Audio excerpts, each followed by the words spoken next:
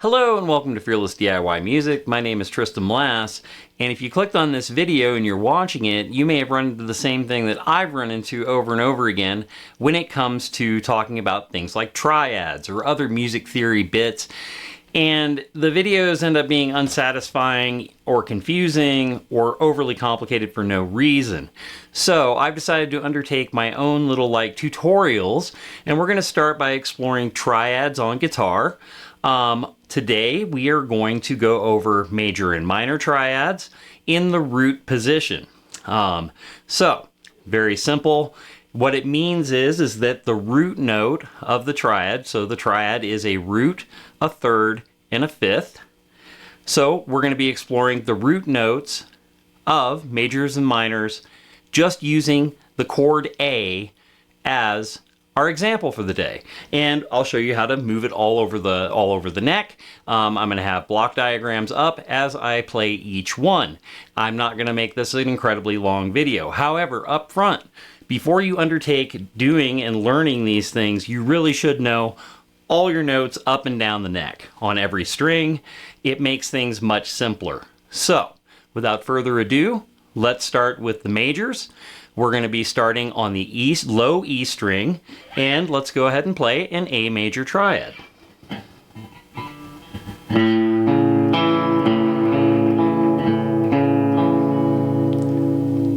All right, so we start on the 5th fret, which is an A, and then play the pattern that's up there, and that is your 6th string A major triad.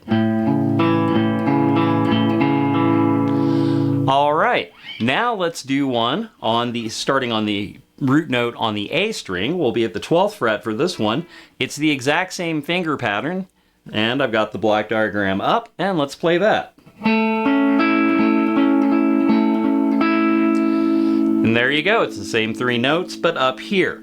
I want to demonstrate this because a lot of times, things are just all disconnected. By just using one chord and showing where it goes everywhere, it will unlock all of them everywhere on the fretboard. And I'll explain that after we get done with these majors. All right, let's go ahead and start on the D string. So we're going to be starting on the 7th fret on the D string because this is an octave. So we have another A here. Let's play our A major on the D string.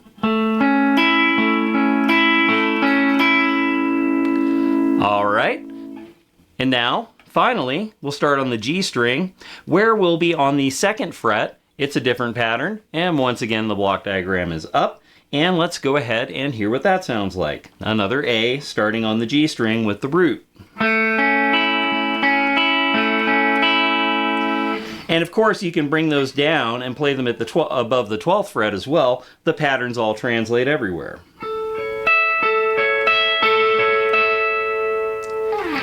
Now, why am I just focused on the A? Because I wanted to show all those different positions. You can screenshot all of those various block diagrams that I had up. And the beauty of it is, if you want to play, let's say, a B triad, you would just slide up from the 5th fret on the E string to the 7th and do the same pattern.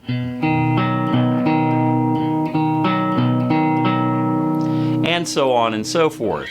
The same thing applies everywhere. So whatever note that you start the root on becomes the root of the triad. So you can play any triad that you want anywhere, which is just fantastic, Let's go ahead and take a look at maybe like a G, starting on the D string.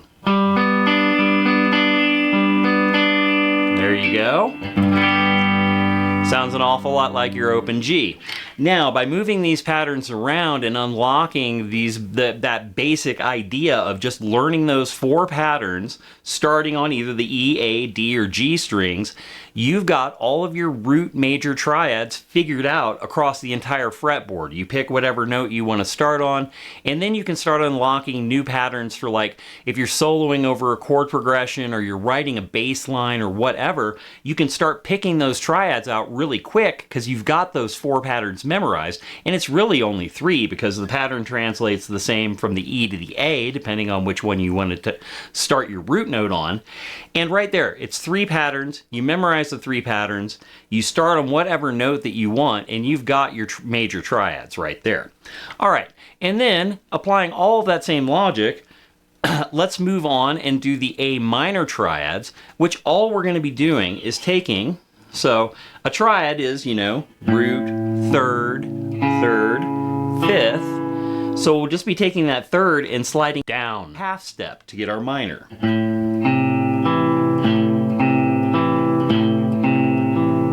Same thing on the A string.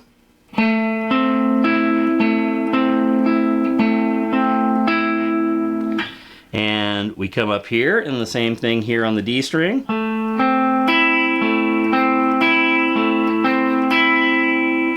And then finally we go to our G string.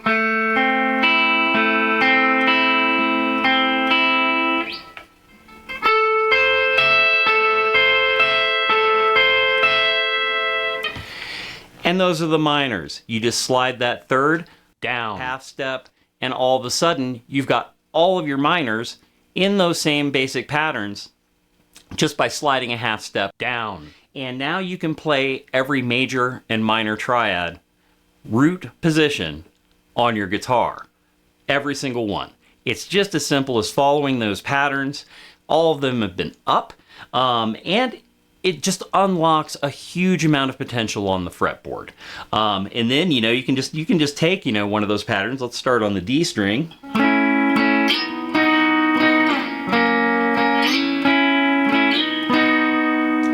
And then we could do a minor here.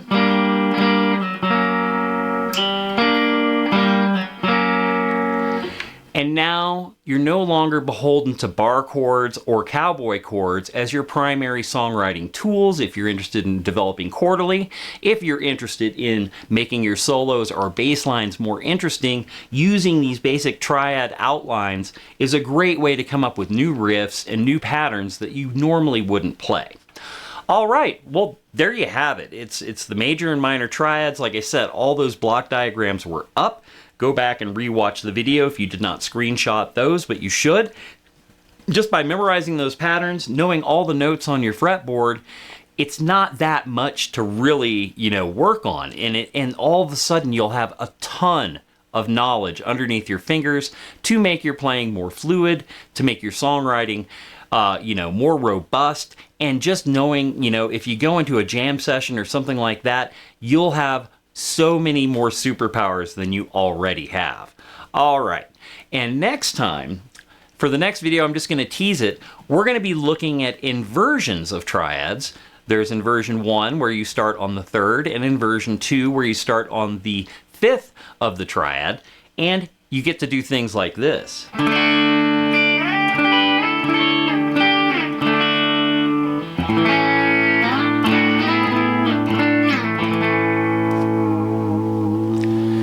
And actually understand how those sliding patterns that you can come up with, and it's just like, wow, if I just take that D major and I just start sliding it around, it sounds fantastic. Well, guess what?